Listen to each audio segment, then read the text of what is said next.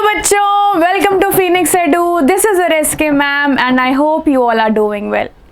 तो बच्चों, classification and nomenclature chapter में हम लोगों ने हाइड्रोकार्बन्स का IUPAC नेमिंग सीख लिया। ठीक है, लास्ट वीडियो में हम लोगों ने कई सारे एग्जाम्पल्स किए जिससे हमने single bond, double bond, triple bond, हर टाइप के कंपाउंड का नॉमेनक्लेचर किया।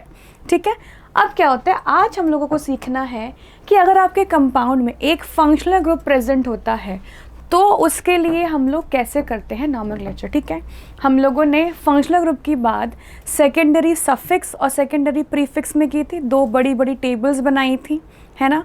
उसमें आपको बताया था कि कौन से फंक्शनल ग्रुप के लिए हम लोग कौन सा सफिक्स यूज़ करते हैं और उसका क्या मतलब होता है। ठीक है, चलो तो सबसे पहले ना कुछ जो इम्पॉर्टेंट और जो स्पेशल टाइप के आपके फंक्शनल ग्रुप्स हैं पहले उनको पढ़ लेते हैं, उसके बाद क्वेश्चंस करते हैं। ठीक है, तो देखो सबसे पहले हम लोग देखते हैं एस्टर को। हाँ चलो बताओ, फटाफट से बता दो कि एस्टर के लिए केमिकल फॉर्मूला क्या होता है। एस्टर के लिए पढ़ा था मैम, केमिकल फॉर्मूला क्या होता है, COO होता है। और इसके लिए हम लोग सफिक्स क्या यूज़ करते हैं बच्चों, इसके लिए हम लोग सफिक्स यूज़ करते हैं एल्काइल एल्कनोएट, है ना। एल्काइल एल्कनोएट यूज़ करते हैं इसके लिए। डन। तो देखो अब यहाँ पे ये जो दोनों बॉन्ड्स ओपन हैं, यहाँ पे एक R ग्रुप होगा और यहाँ पे एक R ग्रुप होगा। ठीक है, एक को R एक को R' बोल देते हैं। ये सेम भी हो सकते हैं, डिफरेंट भी हो सकते हैं। तो देखो एस्टर में क्या होता है, COO होता है, CO से जुड़ा एक R ग्रुप होता है और सिमिलरली O से जुड़ा एक R ग्रुप होता है। हमने उनको डिफ्रेंशिएट करने के लिए एक को R एक को R' बोल दिया है। तो देखो जो आपका IUPAC नेम में जो ये एल्काइल वाला पार्ट होता है ना बच्चों, ध्यान से सुनो, जो एल्काइल वाला पार्ट होता है वो O से जुड़े हुए एल्काइल ग्रुप की बात करता है, और जो ये एल्कनोएट होता है वो ये वाला होता है जो CO से जुड़ा होता है। एग्जाम्पल से समझाइए मैम, ऐसे समझ में नहीं आ रहा है। देखो सपोज करो मेरे पास इधर एक CH3 है और इधर एक CH3 है। ठीक है, तो देखो ये O से एक कार्बन की चेन जुड़ी है, तो एक कार्बन के लिए एल्काइल क्या लिखते हैं हम लोग, मिथाइल लिखते हैं ना। तो इसका नाम लिखेंगे हम लोग मिथाइल। ठीक है, और ये वाला जो आपका एल्कनोएट वाला पोर्शन है, कितने कार्बन दिख रहे हैं आपको, एक ये CO वाला, एक ये मिथाइल वाला, टोटल 2 कार्बन है ना। ये केवल मिथाइल नहीं है, ये CO को भी काउंट करेंगे। ये 2 कार्बन दिख रहे हैं ना, तो 2 कार्बन के लिए हम लोग एथ यूज़ करते हैं। तो एल्कनोएट में ये क्या बन जाएगा बच्चों, इथेनोएट बन जाएगा। कोई इसको नहीं बोलेगा कि मैम ये भी तो मिथाइल है, ये पूरा एल्कनोएट है और एल्कनोएट में इसके पास 2 कार्बन है। So this is methyl ethanoate. Methyl वाला पोर्शन कहाँ से आया है, CO जो आपका O से जुड़ा है, और इथेनोएट वाला जो CO से जुड़ा है। समझ में आया सबको। एक और एग्जांपल करते हैं, देखो इसको साइड में कर देते हैं।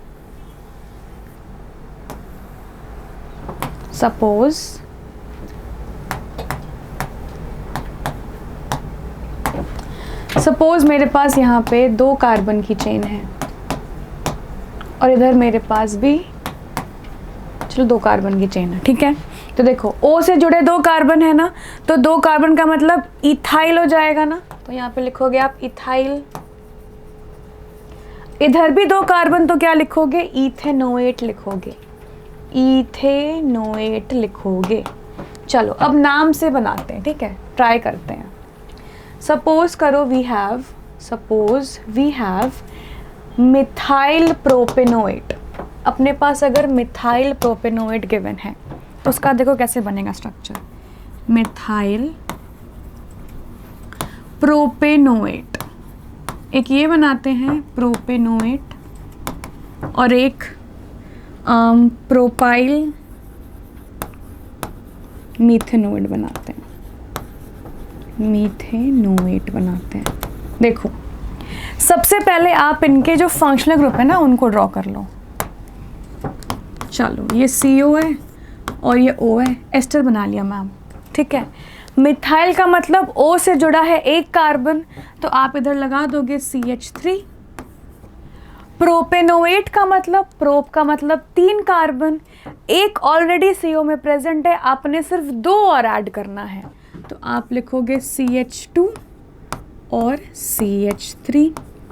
सो this is methyl propanoate. Done. नीचे वाले में देखो प्रोपाइल लिखा है ना, सबसे पहले बनाओ आप फंक्शनल ग्रुप। प्रोपाइल का मतलब 3 कार्बन, तो O से आप 3 कार्बन जोड़ दो, तो CH2 CH2 CH3। डन। मीथेनोएट का मतलब क्या है? मीथेनोएट का मतलब एक कार्बन जो ऑलरेडी प्रेजेंट है। अब और अगर आप कार्बन ऐड करोगे तो वो 2 बन जाएंगे, इथेनोएट बन जाएंगे। आपको सिर्फ इसकी वैलेंसी कंप्लीट करने के लिए H ऐड करना है, ठीक है। So this is propyl methanoate. अब ध्यान से देखो, कोई इसको आप कंफ्यूज मत होना, दिस इज नॉट एल्डिहाइड। आप इसको एल्डिहाइड नहीं बोलोगे, क्यों मैम? ये भी तो CHO है, यहाँ पे बगल में O जुड़ा है ना इसके नेक्स्ट में, ये पूरा आपका एस्टर है, इसको आप एल्डिहाइड से कंफ्यूज नहीं करोगे, ठीक है। तो एस्टर का आप नाम, आपके पास नेम गिवन होगा, आप उसका स्ट्रक्चर ड्रॉ कर लोगे, और स्ट्रक्चर गिवन होगा तो उसका नाम भी ड्रॉ कर, उसका मॉलिक्यूल का नाम भी आप बना लोगे, ठीक है। आपको सिर्फ क्या ध्यान रखना है कि एस्टर में 2 R ग्रुप्स होते हैं, एल्काइल होता है जो O से अटैच होता है, और एल्कनोएट कौन सा वाला पार्ट होता है जो CO से अटैच होता है, और C वाला जो कार्बन है उसको इंक्लूड करना है। डन। चलो नेक्स्ट देखो, नेक्स्ट आपका बहुत इंपॉर्टेंट जो है एस्टर के बाद, दैट इज ऐसे आपका इससे मिलता जुलता एक है अपना जो एल्केन नाइट्राइल वाला है, ठीक है। एल्केन नाइट्राइल देखो, इसके लिए हम लोग क्या, इसका फॉर्मूला क्या होता है? C∧N होता है, और इसके हम लोग क्या यूज़ करते हैं? नाइट्राइल यूज़ करते हैं। तो सपोज़ करो अगर आपके पास लिखा है कहीं पे प्रोपेन नाइट्राइल, ठीक है, प्रोपेन नाइट्राइल गिवन है, तो प्रोपेन का मतलब क्या है? 3 कार्बन है टोटल, नाइट्राइल से आपको एक CN बनाना है, एक ऑलरेडी प्रेजेंट है, प्रोप में मतलब 3 कार्बन, आप सिर्फ 2 और बनाओगे, ठीक है। तो ये आपका फॉर्मूला है प्रोपेन नाइट्राइल का, ठीक है। अगर सपोज करो आपसे पूछ रहा है मीथेन नाइट्राइल बनाने को, मीथेन नाइट्राइल अगर बनाना है तो देखो, नाइट्राइल से आपने CN लगा दिया, एक ही कार्बन होता है मीथेन में, मिथ का मतलब एक कार्बन, तो आपने सिर्फ इसकी वैलेंसी कंप्लीट करनी है। समझ में आया? मीथेन नाइट्राइल इज HCN, ठीक है।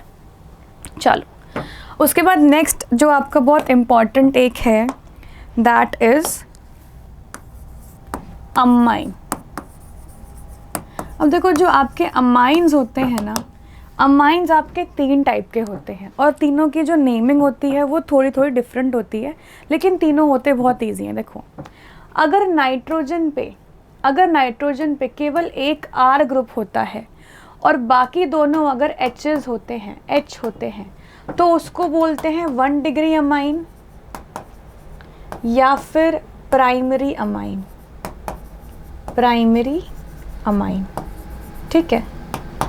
और इसको हम लोग RNH2 से शो करते हैं ना, देखो RNH2 एक एल्काइल ग्रुप है। इफ सपोज करो आपने N से 2 R ग्रुप्स अटैच कर दिए और एक H है, ठीक है, तो उस केस में इसको बोलेंगे 2 डिग्री अमाइन, है ना, या फिर सेकेंडरी अमाइन, सेकेंडरी अमाइन बोल देंगे, ठीक है। सिमिलरली अगर RN से तीनों आपके R ग्रुप्स ही अटैच्ड हैं, इसको देखो कैसे लिखेंगे, R2NH, है ना, R2NH लिखेंगे इसको। अगर सपोज करो नाइट्रोजन से तीनों ही आपके एल्काइल ग्रुप से अटैच्ड है, तो उसको बोलते हैं 3 डिग्री अमाइन और टर्शरी अमाइन, टर्शरी अमाइन। और उसको शो कैसे करते हैं बच्चों? उसको शो करते हैं R3N की तरह शो करते हैं, ठीक है, समझ में आया? तो ये आपके अमाइंस हो जाएंगे। इनको और हम लोग अभी जब एग्जाम्पल्स करेंगे तो आपको और समझ में आएगा। ठीक है, चलो उसके बाद चौथा वाला आपको जो बहुत इम्पॉर्टेंट है, that is acid anhydride. Acid anhydride, देखो एसिड एनहाइड्राइड क्या होता है? इसका फॉर्मूला CuO होता है ना। चलो सपोज करो मैंने यहाँ पे लगा दिया CH2CH3 और यहाँ लगा दिया मैंने CH3। अगर मुझे इस कंपाउंड का नाम देना है, देखो यहाँ पे, देखो ध्यान से देखो, यहाँ पे 3 कार्बन है ना, तो मतलब ये प्रॉप। यहाँ पे 2 कार्बन है तो ये एथ। इसका हम लोग क्या पढ़े थे टेबल में? ओइक एनहाइड्राइड ना, तो प्रोपेनोइक इथेनोइक। अल्फाबेटिकली पहले क्या आता है? ई आता है ना, तो इसका नाम क्या लिखोगे आप? Ethanoic propanoic anhydride. एनहाइड्राइड, समझ में आया? इस कंपाउंड का जब भी आपके एसिड एनहाइड्राइड्स आएंगे बच्चों, आपको क्या करना है? पहले देखना है कि आपके ऑक्सीजन के दोनों साइड कितने कार्बन के एनहाइड्राइड्स की चेन है। 2 कार्बन की है एथ, 3 कार्बन की है प्रोप। तो अल्फाबेटिकली इथेनोइक प्रोपेनोइक एनहाइड्राइड। ठीक है, एक और देखते हैं example.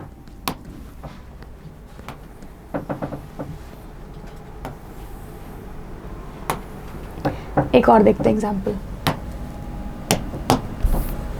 Suppose we have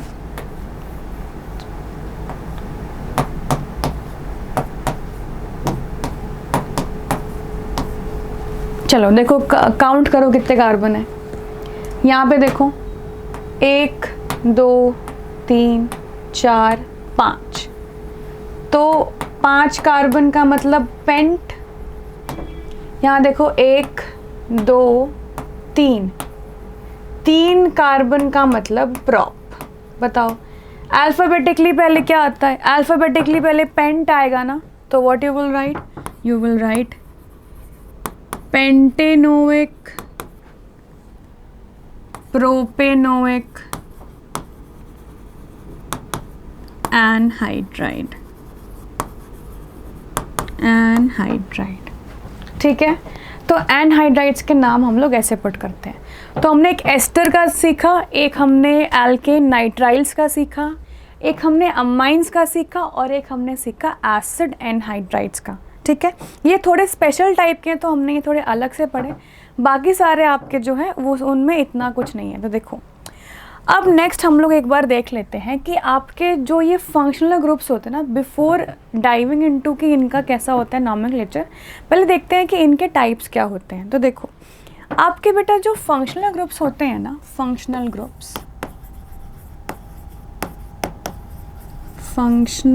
groups जो होते हैं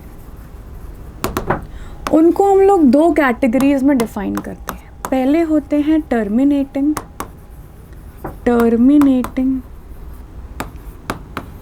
फंक्शनल ग्रुप्स, दूसरे होते हैं आपके नॉन टर्मिनेटिंग फंक्शनल ग्रुप्स। तो देखो टर्मिनेट का मतलब क्या होता है? टर्मिनेट का मतलब होता है एंड, है ना, एंड करना किसी चीज़ का। तो ऐसे फंक्शनल ग्रुप जो हमेशा किसी भी कार्बन चेन के एंड में ही लाई करते हैं, उनको क्या बोलेंगे? उनको बोलेंगे टर्मिनेटिंग फंक्शनल ग्रुप्स। ठीक है, तो आप क्या लिखोगे? If you want to define this, define them, what we will write? Those functional groups which are present at the end of the carbon chain। Example क्या हो जाएगा? देखो एग्जाम्पल हो जाएगा जैसे आपका हो गया कार्बोक्सिलिक एसिड, जैसे आपका हो गया एस्टर, जैसे आपका हो गया एसिड हैलाइड, जैसे आपका हो गया अमाइड CONH2, जैसे आपका हो गया एल्केन नाइट्राइल, जैसे आपका हो गया CHO एल्डिहाइड। तो ये आपके क्या हैं बेटा, ये आपके हैं टर्मिनेटिंग फंक्शनल ग्रुप्स जो हमेशा कार्बन चेन के एंड में ही प्रेजेंट होते हैं। ठीक है, इनके जस्ट ऑपोजिट क्या हो जाएगा, those functional groups which are not present, which may or may not be present. ठीक है, अगर हम इन्हें डिफाइन करें, what we will write, those functional groups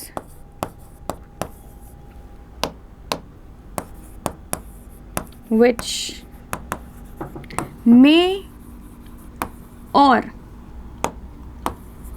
may not be present at the end of the carbon chain। Example देखो इनके, example इनके क्या हो जाएंगे, जैसे अल्कोहल, जैसे थायो अल्कोहल, जैसे नाइट्रो, जैसे ईथर, जैसे अमाइन। देखो अगर सपोज करो मैंने 2 3 4 कार्बन की चेन बनाई है, अब इसके सेकंड कार्बन पे भी OH हो सकता है और इसके एंड वाले कार्बन पे भी OH हो सकता है, तो may be present may not be present, क्या हो जाएंगे वो नॉन टर्मिनेटिंग फंक्शनल ग्रुप्स। ठीक है, तो देखो आपके जो ये फंक्शनल ग्रुप्स होते हैं उनकी कैटेगरीज हमने देख ली एक बार कैसी होती है। ठीक है, आपको सिर्फ ये ध्यान रखना है कि अगर आपके कंपाउंड में टर्मिनेटिंग फंक्शनल ग्रुप होगा, अगर आपके कंपाउंड में टर्मिनेटिंग फंक्शनल ग्रुप होगा तो उसको हमेशा 1 नंबर देना है, और अगर आपके कंपाउंड में नॉन टर्मिनेटिंग होगा तो उससे जुड़े कार्बन को आपको फर्स्ट नंबर देना है। ठीक है, आप इसको लिख लो, नेक्स्ट नोट करके लिख लो रूल्स में। क्या लिखोगे, if the compound has terminating functional group, then the carbon of functional group must get 1 number in the PCC। ठीक है, जैसे सपोज करो एग्जाम्पल से, सपोज वी हैव ऐसे कार्बोक्सिलिक एसिड है ना, यहाँ सपोज करो मेरे पास एक सब्स्टिट्यूएंट है। ठीक है, तो आपका ये PCC हो जाएगा ना बच्चों, और यहाँ पे देखो टर्मिनेटिंग फंक्शनल ग्रुप है ना, तो इसके कार्बन को 1 नंबर देंगे। ठीक है, तो ये 1 2 3 4 5 और 6। ठीक है, चलो दूसरा आपका क्या है, दूसरा है आपका if the compound has non-terminating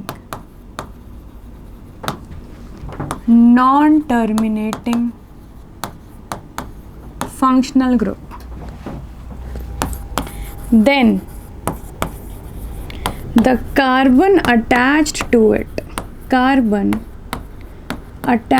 it should get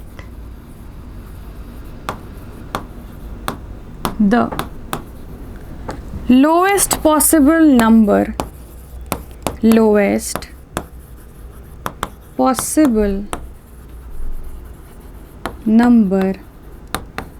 in the PCC। इसका देखो एग्जाम्पल क्या बनेगा, सपोज वी हैव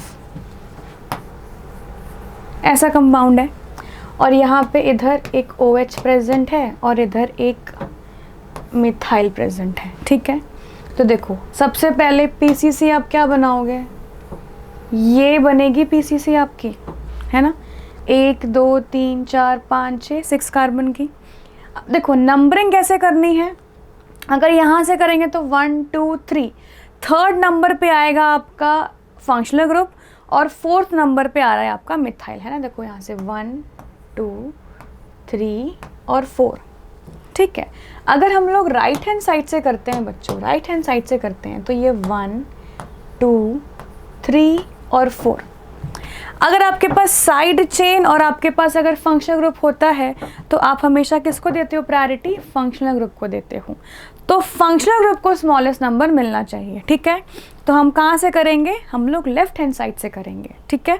तो 1 2 3 4 नॉन टर्मिनेटिंग है ना, इसको लोवेस्ट नंबर 1 भी हो सकता है, कुछ भी हो सकता है, ज़रूरी नहीं है कि 1 हो, बट टर्मिनेटिंग में ज़रूरी है कि उसको 1 नंबर देना है, ठीक है। समझ में आया? तो इस कंपाउंड की करेक्ट नंबरिंग कौन सी होगी? ये जो येलो वाली है उसमें होगी, ठीक है। इतना आपको समझ में आया, ठीक है। चलो अब कुछ एग्जाम्पल्स करते हैं सिंगल फंक्शनल ग्रुप वाले कंपाउंड्स के, ठीक है। चलो फिर अब कुछ क्वेश्चंस करते हैं, ठीक है। नॉन टर्मिनेटिंग फंक्शनल ग्रुप्स के कुछ क्वेश्चंस करते हैं, अब ज़्यादा समझ में आएगा। देखो पहला कंपाउंड देखो, सबसे पहले क्या करना है? सबसे पहले तो आपको पीसीसी ही डिसाइड करनी है, ठीक है। आपने पीसीसी सही डिसाइड कर लिया, आपका आधा क्वेश्चन तो वहीं सॉल्व हो गया, ठीक है। देखो ये आपको दिख रहा है पीसीसी। फंक्शनल ग्रुप कौन सा है? देखो OH है ना, अल्कोहल है आपका फंक्शनल ग्रुप्स। इसके लिए क्या यूज़ करते हैं? ऑल यूज़ करते हैं। अब आपको नंबरिंग ऐसे करनी है कि इसको स्मॉलेस्ट नंबर मिलेगा। तो देखो लेफ्ट हैंड साइड से भी थर्ड कार्बन पे, राइट हैंड साइड से भी थर्ड कार्बन पे, आपकी मर्जी है कहीं से भी करो। तो दिस इज़ 1 2 3 4 एंड 5, ठीक है।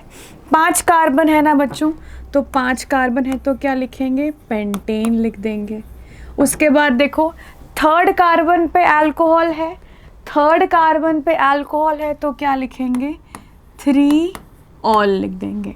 अब देखो लास्ट का जो ई था ना वो हमने हटा दिया क्योंकि सामने क्या है? वॉबल है, ठीक है। वर्ड रूट का जो प्रीसीडिंग ई होगा उसको रिमूव कर देंगे अगर आपके सफिक्स में आगे कोई वॉबल आता है तो, ठीक है।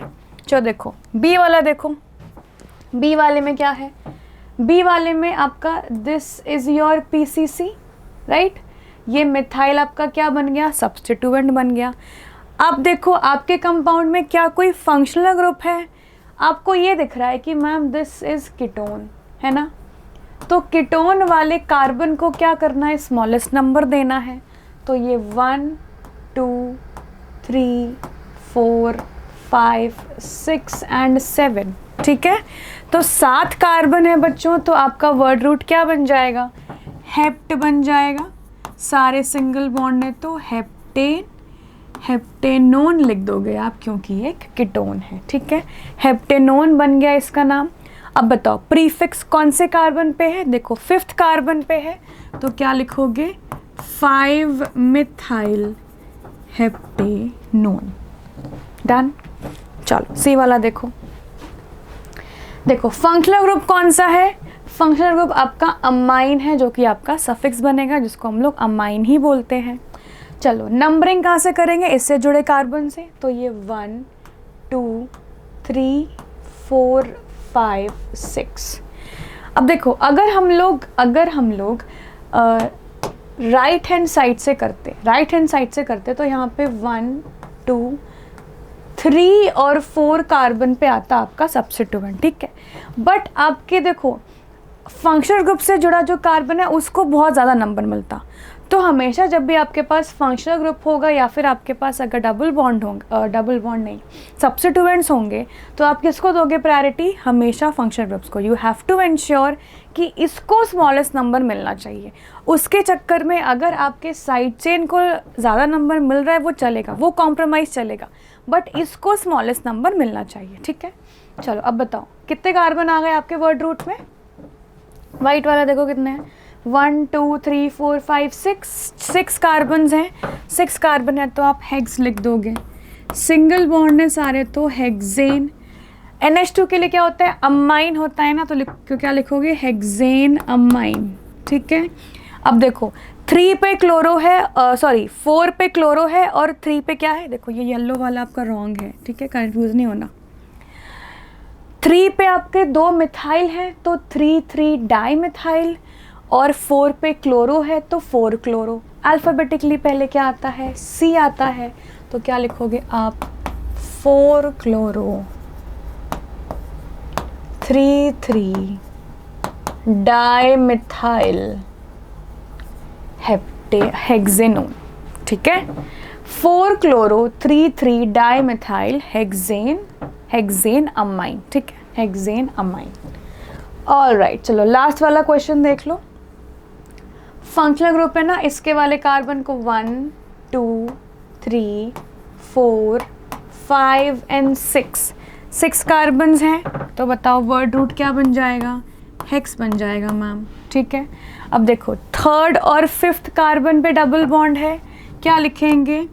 3, 5 डाईन लिखेंगे ना, 2 डबल बॉन्ड है, डाईन। अब देखो फर्स्ट कार्बन पे अल्कोहल है तो डाईन ऑल बन जाएगा। Are we missing something? आपका जो वर्ड रूट है वो एक कॉन्सोनेंट पे एंड हो रहा है, आपका सफिक्स एक कॉन्सोनेंट से शुरू हो रहा है, तो बीच में हमें ए ऐड करना है। It's not hex 3,5 dienol, it is hexa 3,5 dienol, ठीक है। तो आपके जो सिंगल फंक्शनल ग्रुप वाले हैं उनके आपको ऐसे ही सॉल्व करने हैं, ठीक है। सो आज के वीडियो में इतना ही रखते हैं बच्चों। नेक्स्ट क्लास में हम लोग थोड़े और एग्जाम्पल्स करेंगे नॉन टर्मिनेटिंग के, और टर्मिनेटिंग के कई सारे एग्जाम्पल्स करेंगे, ठीक है। आपके जो भी कॉन्सेप्ट्स हैं वो बहुत क्लियर हो जाएंगे। So and thank you so much for watching this video.